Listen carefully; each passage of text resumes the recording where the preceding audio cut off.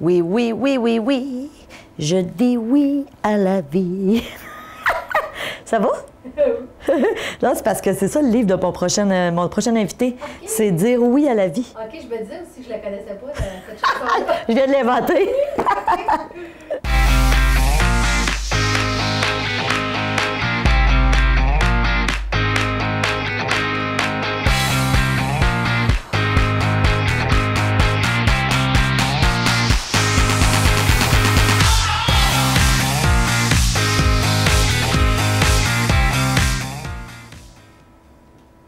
Bonjour et bienvenue à Mastef TV, votre télé inspirante. J'espère que vous allez bien. Je me présente, je suis Stéphanie Milot et vous le savez, je me suis donné la mission de vous inspirer. Et aujourd'hui, on va avec un thème qu'on a rarement, voire jamais abordé à Mastef TV. On va parler de médecine intégrative et j'ai avec moi quelqu'un qui a écrit sur le sujet. C'est un auteur, il est docteur en neurosciences, il est psychothérapeute, conférencier. Je vous le présente à l'instant, Monsieur Joël Monzé, qui a écrit le livre « Dire oui à la vie ». Salut Joël, comment vas-tu? Bonjour. Ça va bien? Oui. Écoute, oui, on va parler de médecine intégrative et la première chose qui me vient en tête quand on parle de ça, je te disais juste avant l'entrevue à micro fermé que moi, j'ai un médecin que j'apprécie beaucoup. C'est un médecin de médecine traditionnelle, évidemment, c'est notre médecin de famille, mais il a cette ouverture justement à d'autres alternatives, l'ostéopathie, la chiropratie. On s'entend que c'est pas nécessairement la norme chez les médecins. Comment t'expliques ça? Chacun veut... En fait, il y a deux choses. La première, c'est de l'ignorance. C'est-à-dire que moi, en tant que professionnel, est-ce que je sais ce que mes collègues font? Est-ce que je sais le bien qu'ils peuvent faire? Est-ce que la personne à qui je pourrais éventuellement référer, je peux lui faire confiance? Parce que c'est aussi une relation de personne à personne. Si je reste dans mon milieu clos, ben, c'est certain que c'est plus difficile. Si je suis très narcissique, ça va être également difficile parce que moi, je suis meilleur que toi nécessairement. Il y a beaucoup de luttes de pouvoir. L'autre phénomène, c'est la formation à l'université. Malheureusement, les universitaires ont une tendance à glorifier dans la formation leur domaine de prédilection. Eux sont meilleurs, eux c'est ceci, eux c'est cela. Et l'étudiant qui veut rentrer dans sa corporation, quand pendant plusieurs années on lui dit à quel point il est meilleur que les autres, ben, il finit par le croire. Donc, s'il n'y a pas eu, parce qu'il y a eu des expériences de vie, parce qu'il y a eu des contacts avec les différentes personnes autour de lui, parce qu'il a vu un patient, mettons un médecin qui voit un patient qui n'arrive pas à aider, en bout de fil, ben, il dit, regarde, va donc voir un ostéopathe, va donc voir un chiro, et le patient revient avec une jeunesse retrouvée. Waouh, il y a quelque chose qui vient de se passer là. Et s'il a envie de comprendre pourquoi son patient va mieux, il aura peut-être la curiosité d'aller voir, de lire et ainsi de suite.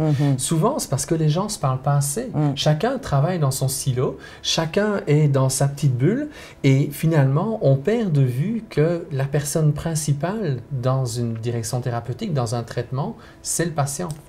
Mais il y a de plus en plus de médecins, il y a de plus en plus d'ostéopathes, il y a de plus en plus de chiro, il y a de plus en plus d'infirmières qui sont amenés à travailler ensemble et c'est progressivement qu'on va changer leur manière d'intervenir et en faisant confiance aux autres.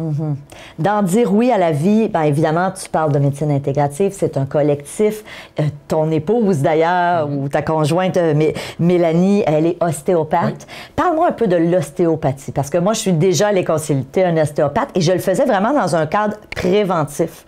On peut utiliser l'ostéopathie à la fois de façon préventive et aussi de façon lorsqu'on a des problématiques? Oui, en fait, ce qu'il y a, c'est qu'il y a des choses qu'un ostéopathe peut faire, ne serait-ce que parce qu'il a une compréhension beaucoup plus globale du corps humain. Par exemple, si je vais voir un médecin, un orthopédiste, parce que j'ai un problème de genou, il va se concentrer sur le genou. Parce que souvent, on voit la médecine à travers, là, il y a une lésion, j'interviens sur la lésion. Généralement, on va transporter la lésion ailleurs, à la cheville ou à la hanche. Parce qu'on n'a pas corrigé ce qui a amené à la lésion. L'ostéopathe a une compréhension, le chiro aussi, ont une compréhension plus globale du corps humain. Donc probablement que oui, il faut faire une intervention qui va peut-être réclamer qu'un médecin intervienne, mais on va aller travailler sur le bassin, on va aller travailler sur l'orientation de la cheville, on va s'assurer que l'os est dans le bon axe. Et c'est ça que petit à petit, une personne qui n'est peut-être pas encore un candidat à une chirurgie va peut-être échapper à la chirurgie parce qu'on aura pu faire un traitement qui évite justement d'augmenter la lésion qui est en train de se placer progressivement. Les commotions cérébrales, quelque part, on a banalisé pendant très longtemps, jusqu'à l'accident en fait, que Sidney Crosby a eu, et où ça lui a pris presque 1 an et demi pour en revenir. On a banalisé pendant très longtemps les commotions cérébrales. Mais quelque part, les ostéopathes vont pouvoir venir faire une intervention qui est très efficace pour les personnes qui ont vécu justement une commotion cérébrale, parce que les traitements qu'ils vont offrir vont contribuer en fait à retrouver un cerveau qui est en bonne santé. Ah oui, en ostéopathie. Et le problème, pourquoi est-ce que la médecine ne s'est pas trop intéressée aux effets secondaires des commotions cérébrales? C'est parce que quand on fait passer un scanner, quand on fait passer une radio à la personne, on ne voit rien. Pourtant, bien souvent, les vertiges, les difficultés de concentration, des tensions, des migraines, on ne comprend pas nécessairement qu'est-ce qui se passe, mais parfois c'est dû à une commotion cérébrale et ça demande une intervention particulière que certains ostéopathes, pas tous les ostéopathes, sont capables de pouvoir éventuellement faire une intervention qui est adéquate. Quelqu'un qui nous écoute aujourd'hui et qui dit, bon, moi je veux prévenir. Tu sais, je veux continuer à être en bonne santé. Tu nous suggères d'aller vers quel... Est-ce que c'est vers un ostéopathe? Est-ce que c'est d'aller en chiropratie? Est-ce que c'est de tout utiliser les services de ces spécialistes-là? Mais ça va dépendre de ce que la personne, elle vit ici. La personne, elle est dans une situation critique. La meilleure personne à consulter, c'est le médecin. Son médecin. Parce qu'il y a une question de survie. Je prends l'exemple, si moi je travaille avec des personnes qui éventuellement ont de la schizophrénie, s'il n'y a pas une régulation pharmaceutique, mais quelque part, j'aurai de la difficulté à faire mon travail de psy. Donc le travail avec le médecin est essentiel, c'est fondamental. Ce n'est pas le médecin qui va guérir la schizophrénie. Peut-être que la schizophrénie ne se guérira jamais, mais la stabilisation avec le médicament et mon intervention de psy va peut-être faire en sorte que progressivement, on va pouvoir diminuer la quantité, la concentration d'antipsychotiques. Donc, permettre à la personne d'avoir moins de médicaments ou d'être moins dépendant de sa médication pour pouvoir arriver à retrouver une vie la plus normale possible. La même chose, par exemple, il y a quelques mois, je suis tombé dans les escaliers et je me suis tordu le genou. C'est l'intervention, ce n'était pas un cas qui réclamait par exemple, une intervention chirurgicale, aucun médecin n'aurait pu faire quoi que ce soit, c'est l'association de l'ostéopathie et de l'acupuncture qui ont fait en sorte que j'ai retrouvé les bases pour éviter justement que mon genou soit en difficulté, et puis j'étais faire du Qigong, qui est une pratique corporelle inventée par les Chinois qui fait en sorte qu'on est plus dans le corps et qui vont faire travailler certaines zones du corps en fonction des lésions qui peuvent être présentes. On est dans la partie curative, mais pas dans la partie critique. C'est certain que si j'avais vraiment déchiré des ménisques, par exemple, ou les ligaments, l'intervention chirurgicale aurait été nécessaire. Donc, le tout, c'est de regarder, OK, de quoi j'ai besoin? Encore faut-il que je sache de quoi j'ai besoin. Mais c'est ça, là, exactement. Puis tu dis, bon, allez voir notre médecin. Si on a un médecin qui a de l'ouverture à, justement, l'acupuncture, l'ostéopathie, c'est tant mieux, mais c'est pas toujours le cas, comme on le disait, par contre. Il y a des gens qui vont dire, bon, ben moi, je te donne de la médication ou... Et sans... Tu sais, moi, je pense, entre autres, à des gens de ma famille, tu sais, qui ont fait des dépressions. Puis ce que le psychiatre a fait, c'est, je médicamente, mais je te suggère pas d'aller en psychothérapie. Pour moi, je me disais, on fait juste mettre un plaster sur... Tu comprends? Mais c'est une mécompréhension, en fait, c'est de l'information. Tu sais, pour les médecins, il faut savoir que la plupart des formations continues qu'ils vont avoir, ce sont les compagnies pharmaceutiques qui les organisent.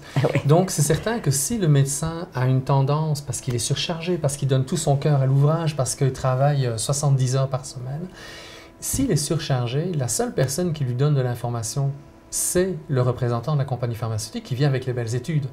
Parce que quelque part, une compagnie pharmaceutique va faire 10 études, il y en a 9 qui ne marchent pas, mais il va publier uniquement celles qui marchent. Tout à fait. Il n'y a aucun journal scientifique qui va publier de toute façon des résultats négatifs. Donc, quelque part, c'est de la faute aussi des scientifiques.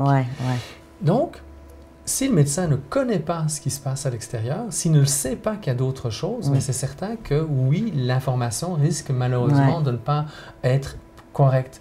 L'important parfois des médecins, c'est de rester en contact avec la faculté, c'est de lire, c'est de regarder d'autres choses. Par exemple, la dépression. On sait qu'il y a 3 manières de pouvoir traiter une personne en dépression et les 3, elles marchent. On va faire l'usage d'un antidépresseur. Normalement, quand c'est une vraie dépression, 3 à 12 mois plus tard, c'est guéri. C'est le seul cas où un psychotrope, donc un médicament qui agit sur le cerveau, va avoir un effet de guérison. Dans tous les autres cas, c'est une normalisation du comportement. Il n'y a pas de guérison avec un médicament qui agit sur le cerveau, sauf dans ce cas-là. Une vraie dépression, 3 à 12 mois. Il peut faire une psychothérapie. 3 à 12 mois après, il va bien. Il faut qu'il aille voir son... Mais il peut avoir fait juste la psychothérapie sans la médication, puis 3 à 12 mois, il va aller aussi bien? Exactement. OK. Ou il peut faire l'activité rythmique cyclique. Ça veut dire courir, marcher, nager, faire des longueurs. Là aussi, ça prend 3 à 12 mois. Et quand on regarde les personnes 2-3 ans après, sais-tu lequel est le plus efficace? Le sport. Je suis tellement contente d'apprendre ça. Parce que ça a amené une transformation des habitudes de vie. Parce que si je vais courir, si je vais marcher, si je vais nager, ça va induire une modification de mes habitudes de vie. Je vais sentir plus mon corps, je vais arriver peut-être avec une nutrition qui est plus adéquate, je vais faire attention à ce que je mange, je vais faire attention à la manière dont je suis, je vais libérer des hormones qui me rendent mieux dans ma peau, donc je suis moins stressé, donc je fais moins d'anxio-dépression, et ainsi de suite. Donc on voit que l'activité rythmique cyclique, est beaucoup plus efficace à long terme, même à la rigueur, qu'une psychothérapie ou qu'une intervention médicale. Donc, par contre, si j'ai un patient dans mon bureau qui, lui, a choisi l'intervention en psychologie, mais ça ne va pas, il menace de suicider, à ce moment-là, le médicament va devenir un outil de travail important pour éviter que la personne ne pose un geste regrettable. D'où l'importance d'apprendre à travailler ensemble. C'est certain que si je peux utiliser « je suis dépressif » et j'utilise les 3 stratégies pour pouvoir arriver à me sentir mieux, c'est gagnant. OK. Donc, la personne pourrait dire « je me médicamente, mais en même temps, je commence à faire de l'exercice et je fais aussi une psychothérapie. » Donc, est-ce que ça accélère le rythme de guérison? Ce n'est pas documenté comme tel.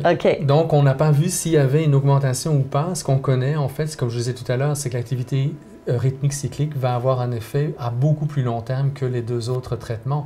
Mais parfois, tu sais, dans une dépression, est-ce que je suis dépressif parce que je suis vraiment dépressif ou je suis dépressif parce que j'ai plus de stratégie gagnante? Parce que j'ai vu papa et maman, ils sont dépressifs. Donc, j'ai des modèles de compréhension de la vie. Vieillir, c'est d'être dépressif. Est-ce que je suis dépressif parce que j'aime pas ma job? Est-ce que la personne avec qui je vis, oui, je l'aimais peut-être il y a 10 ans, mais aujourd'hui, on n'est plus du tout sur la même longueur d'onde. Est-ce que je reste? Je reste peut-être pour les enfants, mais après, à quel prix? Donc, il y a un ensemble de situations. Je peux avoir un problème de glande thyroïde. Là, le médecin va devoir faire une analyse. Ça peut être dû à la nourriture. Je peux avoir une nourriture qui n'est pas adéquate. Il y a de plus en plus de gens qui sont allergiques ou en tout cas intolérants au gluten, intolérants aux produits laitiers. Quand on est intolérant aux produits laitiers, quelque part, on a bien souvent beaucoup plus de mucus que d'autres personnes, donc on respire beaucoup plus mal. Si je respire mal, probablement que ma vitalité va descendre. Donc tu vois, c'est l'important, c'est de regarder. Il n'y a pas de solution miracle. Il y a peut-être des espoirs, il y a peut-être un désir de régler le problème rapidement, mais il y a un ensemble de facteurs qui peuvent conduire vers le même symptôme. Et si on ne prend pas le temps de vraiment observer avec la personne, qu'est-ce qui l'a amené à être malade? Tout à fait. On risque peut-être de se tromper de direction thérapeutique. Tout à fait. Joël, j'aimerais, parce que c'est fascinant, juste avant l'entrevue, on parlait à micro fermé, puis on parlait de méditation. Puis je te posais la question, est-ce que toi, tu médites? Et tu as des adolescents, puis un enfant plus jeune. Et je veux savoir, en quoi est-ce que c'est? Parce que je sais qu'il y a plein de recherches qui viennent nous prouver qu'effectivement, la méditation, c'est bon. Et ensuite, j'aimerais que tu me parles un petit peu de ce que tu fais avec tes jeunes, là. Alors, la méditation, c'est bon? On devrait en faire? Combien de temps? Mais je n'aurais pas envie de dire « on devrait ». J'ai envie de dire c'est une manière de pouvoir arriver à être plus en contact avec soi, diminuer le degré de stress, éveiller notre sens humanitaire parce qu'on se détache un petit peu de qui on est. L'autre chose, c'est qu'il y a plein de formes de méditation. Il y a des gens qui vont être très heureux dans une position de lotus. J'ai essayé pendant des années, ça ne marche pas avec moi. Parce que je suis un homme d'action, parce que j'aime écrire, parce que j'aime travailler, j'ai des projets, je bouge beaucoup comme toi, d'accord? Mais quelque part, ce que moi j'ai compris, c'est que la méditation, c'est avant tout développer un état. Un état zen, un état de paix intérieure. Je travaille une vingtaine d'heures en psychothérapie chaque semaine. Mais quelque part, je suis dans un état méditatif pendant que je fais mon traitement. Comme un moine bouddhiste, par exemple, pourrait passer son temps à enlever les mauvaises herbes dans un parterre. Comme un enfant ou un adulte pourrait dessiner des mandalas ou les colorier. Comme on peut s'émerveiller devant un beau paysage et d'être en admiration devant quelque chose qui est plus grand que nous et de ressentir le plaisir de vivre, la bonté à l'intérieur de nous parce que le paysage va créer quelque chose. Donc, la méditation, c'est un moyen de développer un état de paix à l'intérieur de nous. Cet état de paix va activer 3 zones très importantes dans notre cerveau. Une zone plus ici, en avant, qui est notre capacité de prendre un peu de distance par rapport à ce qu'on vit, pour se voir aller et choisir une stratégie de vie qui est plus adaptée à ce qu'on a besoin. Ça va stimuler également une zone qui est ici, qu'on appelle la zone de l'amour inconditionnel, de la résonance affective. Ça veut dire que je suis soucieux de ce que l'autre va vivre. C'est-à-dire que si je vois que tu as de la peine, je vais résonner avec toi au moment où tu as de la peine. Je vais être sensible à ta peine. Je ne vais pas la prendre sur mes épaules, mais je vais être sensible pour pouvoir t'accompagner. Donc, je vais maximiser ma capacité de compassion. Puis l'autre chose, dans la méditation, souvent les Occidentaux nous fermons les yeux. Mauvaise idée. Ah oui? Ben oui. Parce que ça nous facilite le fait de partir ailleurs. Ce n'est pas une bonne idée. Okay. Dans la méditation, il faut rester présent, d'où on parle de méditation pleine conscience, parce qu'il faut être conscient de ce que l'on vit. Éventuellement, conscient de sa pensée, mais ne pas s'accrocher à sa pensée. Okay. Donc, quand on discute, si je suis accroché à ma pensée, je vais avoir de la misère, par exemple, à t'écouter. Je vais nécessairement vouloir répondre à quelque chose. Donc, je crée une lutte de pouvoir plutôt d'être dans un espace de paix, de sérénité. Donc, plus je sens la paix, plus je suis capable de pouvoir ressentir à l'intérieur de moi un sentiment de plénitude, un sentiment d'amour, un sentiment de paix, et que je le vibre dans le corps, quelque part, je vais aussi activer 2 zones qui sont ici, qui est au niveau somatosensoriel et pariétal, et qui vont faire en sorte que mon degré de stress va diminuer. Donc, les 3 zones, c'est les 3 meilleures zones pour pouvoir arriver à calmer de manière adéquate notre état de stress, nos anxiétés, notre hamster qui tourne quand et plus dans notre tête. Et donc, à ce moment-là, ben, c'est cet état-là qu'il faut développer. Et si on peut conduire un enfant, un adolescent, un adulte vers ce genre d'état-là, ben, il va être plus en mesure d'utiliser les meilleures ressources qu'il a pour pouvoir vivre ensemble de manière saine et sereine. Parce que je trouve ça fascinant. Moi, je suis tellement contente parce que le lotus, c'est dur pour moi aussi. Mais là, ce que tu me dis, c'est que je pourrais simplement aller m'asseoir sur le bout de mon quai, regarder le magnifique paysage, être dans un état... Et c'est un état... On pourrait le... C'est l'état zen. Au Osho, on parle de cette manière-là. C'est vraiment développer l'état zen à l'intérieur. Donc, je suis conscient, par exemple, je marche dans le bois, je suis conscient de chacun des pas que je mets sur le sol. Je sens mes muscles, je sens les mouvements que je vais faire. Dont la méditation pleine conscience. La méditation pleine conscience. La même chose, je suis dans ma voiture, je suis dans le trafic, j'ai 2 options. Je peux enrager contre les voitures qui sont autour de moi. Je peux devenir un troll, même si je ne vais peut-être pas nécessairement envoyer un message Internet en écoutant les radios qui nous bombardent de mauvaises nouvelles, d'accord? Je ne dis pas qu'il ne faut pas s'informer, mais si on reste dans un état zen, ben OK, il y a peut-être des gens autour de nous qui conduisent mal. Il y a peut-être à la radio des informations qu'on n'a peut-être pas le goût d'entendre, mais malheureusement, c'est utile de le savoir.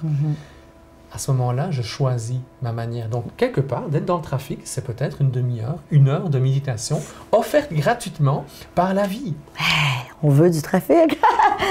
Joël, tu me disais que tu enseignes, entre autres, à tes enfants médecine, mais tu me disais que ton plus vieux, lui, c'est plus à travers le soccer, le sport, et tu me disais c'est très bien ainsi. Donc, pour lui, ça peut être aussi un défi, un peu comme toi, de s'asseoir et de faire le lotus. Mais à travers les sports, on peut aussi trouver... Parce que moi, tu me disais ça, puis je pensais à mon mari qui... Je peux pas l'imaginer là, en position du lotus, c'est impossible. Mais lui, c'est un amateur de karting. Et quand il va s'asseoir dans son kart, il dit « Je me sens tellement dans un état, là. » Puis quand il sort de là, donc on peut aussi retrouver cet état-là dans les sports ou dans des... Et en fait, tu parlais du karting. Pour moi, le karting, j'en fais depuis 4 ans. Puis je comprends très bien ce que tu as dit parce que tu es tellement concentré sur la ligne que tu dois prendre que tu ne penses à rien d'autre. Donc, quelque part, tu canalises, tu donnes une direction particulière et tu dois être conscient de tout ce qui se passe parce qu'il y en a d'autres qui sont autour de toi. Tout à fait. Okay? Quelqu'un qui joue, par exemple, le hockey. Oui, il y a des plaquages, malheureusement. Mais à quelque part, un gardien de but, s'il est totalement dans son centre, il va être excellent. Et Carey Price, c'est une de ses ressources, c'est d'être tellement présent dans ce qu'il fait qu'il n'y a rien qui l'ébranle et c'est ça qui l'amène en fait à être un gardien extraordinaire. Donc si votre jeune, il a envie d'être gardien, ben, allons-y et dirigeons-le peut-être vers le gardien de but plutôt que de vers celui qui va aller être le gros dur, qui va aller faire justement les mauvais coups sur la glace. D'accord? Dans le soccer, si le jeune est hyper concentré dans ce qu'il fait, dans son corps, dans son mouvement, et que ça le rend heureux, et qu'il intègre le plaisir qu'il a Pourquoi le lui priver? Il faut que chaque chose... Il y a des petites filles qui vont être plus intéressées par le mandala. Il y a des personnes qui vont aimer le tricot. Parce que le tricot, quelque part, ça les amène avec un mouvement répétitif, un peu comme dans le karting, qui fait en sorte que, ben oui, petit à petit, on peut développer un état zen à travers l'activité.